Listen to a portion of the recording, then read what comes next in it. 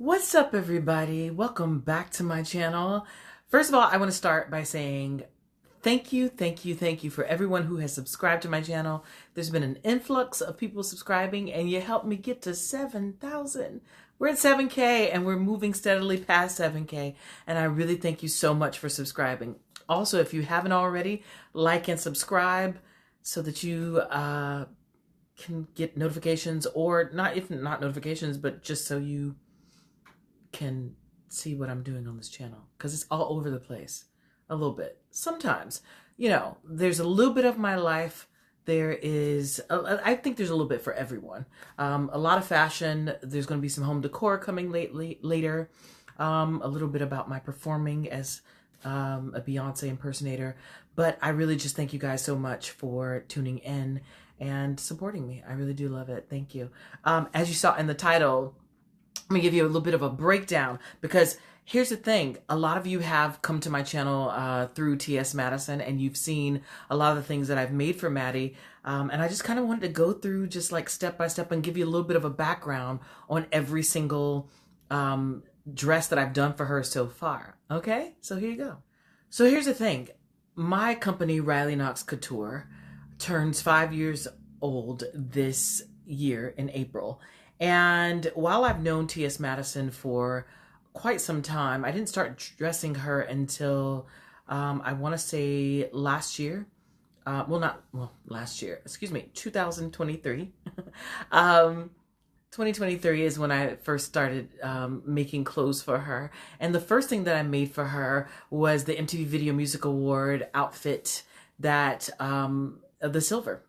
This is literally one of the most amazing things I think she's worn. She just looked radiant. And I don't mean just because I am the one who did it, that I designed the outfit. It's also like the hair and the makeup, and Jameson, who does her hair and makeup, did an incredible job. Also, she has so much input in the dress. She basically wanted to look, because she was on the Beyonce Renaissance album, she wanted to, have the silver theme. And then also, the Moon Man is silver also. And so that was really cool. I think it was so awesome that they did a pink carpet, because that really it looks so good on the pink carpet.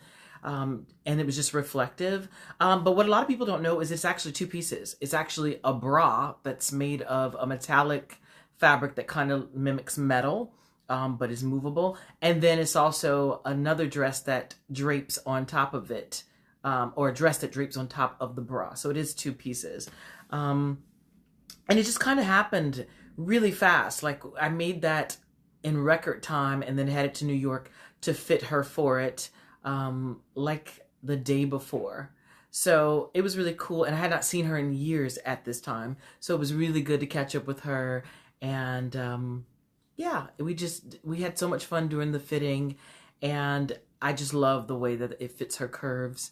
And here's the other thing too that you guys don't know is, Maddie was just, because she doesn't work with a stylist, so here I am, the designer, and she's just like, well, what else am I gonna do? Like, what do I have?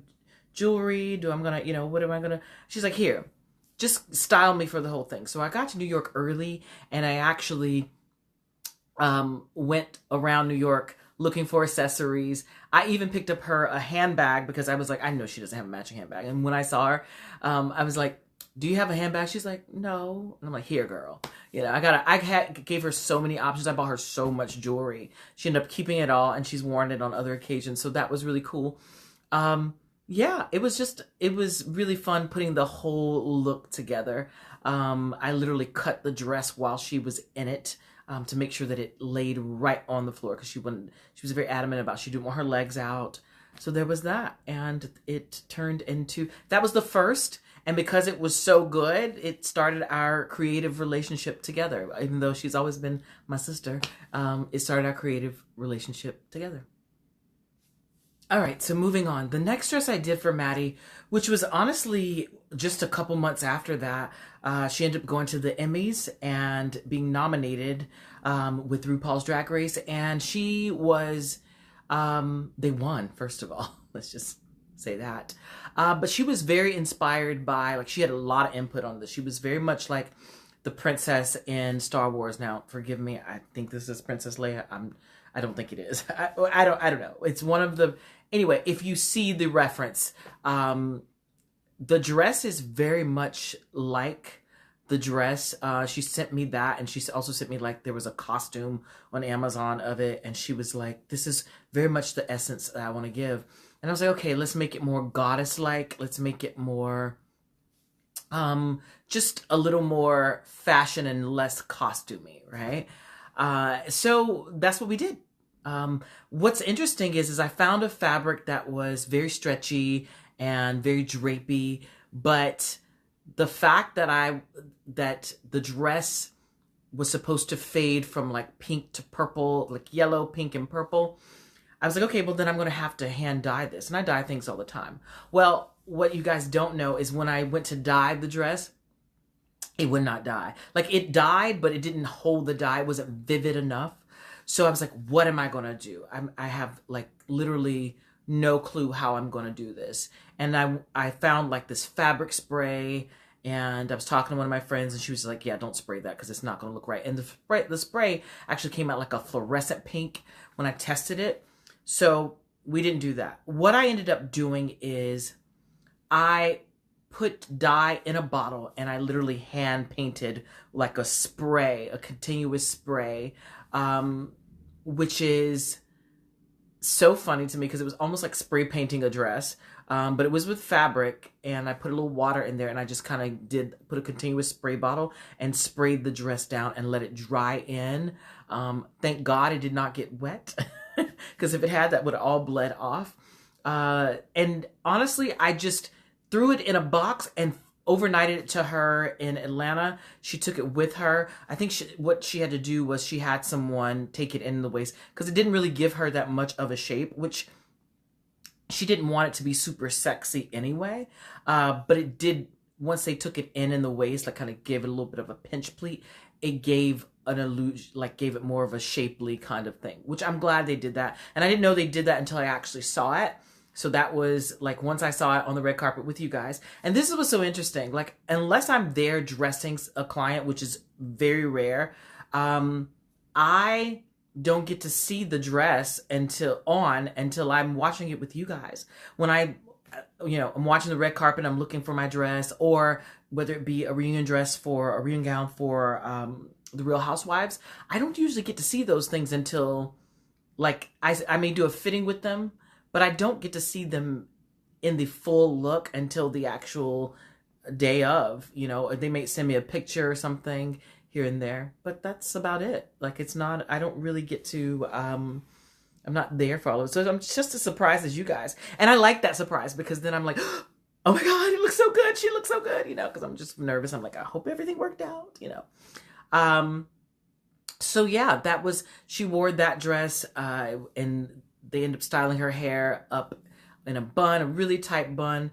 She just looked like a goddess. And a lot of people got the reference. They're like, oh, we know this dress. This looks very similar to that. But a lot of people also were like, she looks like the goddesses from Hercules. And she did. She looked really good, and it just flowed. And it was very different from anything she has worn. And it was also different for anything for the Emmy red carpet. So that was really fun. And it was crazy because I never saw her in the dress. I made the dress, and then I sent it to her. And that was it. Yeah. All right. So the next dress that I made for Maddie, you guys definitely remember. It was a red gown for the MTV Video Music Awards. She was invited back, and she's like, this year I want to go big. I want it to be like fabulous. And I was like, okay, let's do something in a bright red. I was like, have you worn red yet? And she's just like, no, not yet. And then she's like, whatever it is, it has to have butterflies. And I was like, I'd already designed the dress, and I was like, butterflies? I didn't get the concept, but see, that's the thing. Sometimes it's always a collaborative effort. And she said it has to have butterflies. I started like finding all these different types of butterflies and different cutouts of little appliques that I could put on the dress. And I was like, okay, so how can I do this? I want to make it cascade like it's going up her body and up into her hair. And that's basically what we did. I had a little more time with this dress. I had a few more days than I normally have, but she threw me a curveball because she actually had me make another dress for her at the same time. And she was like, I'm, you know, I need you to make, you know what? I actually know what? I'm tripping. I was supposed to be making an Emmy's dress for her already. I was already working on an Emmy's dress. And then she was like, I've been invited to the MTV Video Music Awards and they're days apart. I need you to make that dress also. So I was already supposed to be working on the Emmy's dress, but I ended up pushing that one aside and focusing more on the red dress. And I was like, just trust me, I got you. And she was like, okay, I'm gonna trust you. I started sending her pictures. She's like, ooh, I like that. She's like, it needs to have butterflies on it. So we ended up putting the butterflies all over it. And now the great thing about this dress is I did make the dress, hop on the train to New York, and I was able to fit the dress. Now here's the crazy part. There was no backup dress. So it was like, I brought my sewing machine with me in a big suitcase and the dress and some extra fabric just in case. It ended up fitting like a glove. Speaking of gloves, I also did gloves for her too, and also a clutch purse because I remember she didn't have one the year before. So I was like, okay, we need to just make you a clutch purse that fits. I mean, that matches. But the morning of the VMAs, I headed to New York. And I dressed her. I was there super early and glamming with her and Jameson. You guys saw that in the previous video where we spent the morning together just glamming and listening to music and laughing and all that stuff. But yeah, there was no backup dress, number one. Number two, that was the first time and it was the morning of. So sometimes things just work out and are just meant to be. And I basically was sewing her into the dress on the day of. Yeah, that was a lot of fun. And the same time, I fitted the next dress that I did. Now, that next dress was the green Emmy strapless emerald green gown that also had a matching coat. Funny thing is, fun fact, that was always the first thing that I was going to design for her. She had another dress that she was going to wear from another designer, and I think it ended up just falling through, and she ended up wearing my dress anyway. I spent more time on the coat because I made the coat first and it had like a 9-foot train. I spent more time on the coat than I did on the dress. I ended up crystallizing the dress while watching the presidential debate the night before heading to New York, which was the day of the VMAs. And I made that dress super fast. It was just a strapless dress, built-in bra. I didn't even have a train on it because, of course, the train was the coat. What was funny is it was just a backup dress, even though she originally asked me to make that dress for her, but it didn't end up wearing it. It was just a backup dress. She put it on and she was like, whoa. And you guys saw in the video, I was like, oh, it looks good. And she's like, it's way better than good, girl. Like, it looked so good on her. And I was so proud of it. Her girls set up really nice. And I had always wanted to make an opera coat for somebody. And in that color was just amazing. I never saw her in it in the full look because it happened days after, I think maybe 2 or 3 days after, and she headed to LA. Well, that dress, I just happened to be watching, well, I was looking for it obviously, but I was watching Laverne Cox on E! News and on the red carpet, and I'm just looking for green. I was like, oh, I see her! And I see her walking with her bodyguard G, and I'm like, oh my God, it looked so vivid on camera and it was exactly what I wanted. And then I got to actually see her in the look on her page and it was flawless. It's so pretty on. The hair, the makeup, like the old Hollywood wave to it. It just all came together. It looked so perfect. And it's funny because that was the backup dress and it ended up completely serving and slaying. It was just everything, or as the kids say, eating. You guys know where y'all still there. Now the last dress, or at least the last that you guys have seen right now, that I did for her was recent when she came to DC. And you guys saw that probably in not my last video, but the one before that. Basically was a dress that I had taken the fabric with me to New York and showed it to her. But I didn't have time to make it because I'd already made all the dresses for the Emmys and the MTV Video Music Awards. Well, that dress just kind of came together. I was like, I'm just going to make her something and I'll just surprise her and make her something. But then I also asked her, I was like, sis, what day are you getting to DC? And she's like, you want to make me something? I was like, I had already thought of it. you know? And I was going to make her something for the Tamara Hall show, but she's lost weight, so it didn't fit. So I've got another dress that you guys will see. But the orange dress that has the gold glitter on it, that glitter gets everywhere, but it sparkled on the stage for DC, and it was fantastic. It was very loose on her, as a lot of you pointed out. But she did lose weight, so we've got to remeasure her and make things a little bit tighter. What's funny is she told me, like, don't make it too tight. I'm never listening to her again. I told her that. I was like, I'm not listening to you anymore. But yeah, that was the last dress that you guys have seen. I've made other things, and there will always be other things coming because that's my good sis, and I will keep her looking good. Just to recap, let's see, which is my favorite that I've done for her so far? It's kind of a toss-up between the silver for the MTV Video Music Awards and the Emmys last year, which was the green.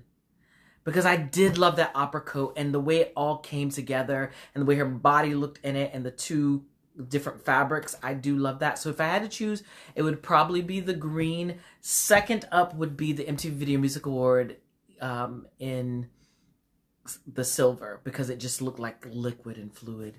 And that was the first one. So there's that. But there will be more to come. Stay tuned, because I will share them with you. I'll share the behind the scenes process you guys seem to like when I make things from sketch to fruition. So I will do that for you guys. And I thank you guys for watching, and stay tuned for the next video. Make sure that you like and subscribe. Leave a comment, because I love your feedback, and I do read your comments. And I do respond. So, all right. I love you guys for watching, and I'll see you in the next video.